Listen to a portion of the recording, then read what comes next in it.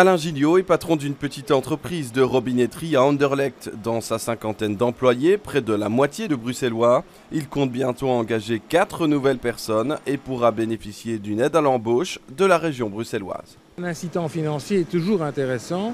La difficulté, c'est de trouver le personnel en adéquation. Ça, c'est un autre problème.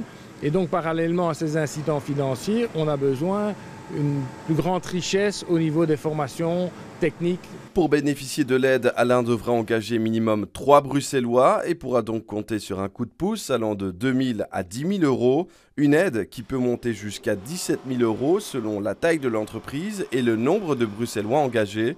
Mais alors, cette mesure n'est-elle pas discriminatoire ? Le taux de chômage à Bruxelles est particulièrement élevé et donc en raison du fait que ces éléments d'inégalité entre le taux de chômage bruxellois et le taux de chômage dans les deux autres régions est particulièrement avéré et objectif.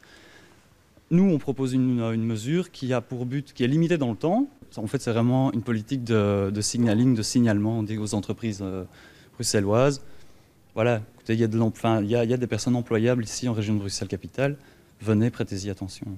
Avec cet incitant financier, la région compte booster l'emploi bruxellois en misant sur 2 axes, l'aide à l'embauche et le maintien à l'emploi. Une aide qui reste insuffisante selon certains patrons. Les montants sont intéressants mais ils ne sont pas hyper élevés.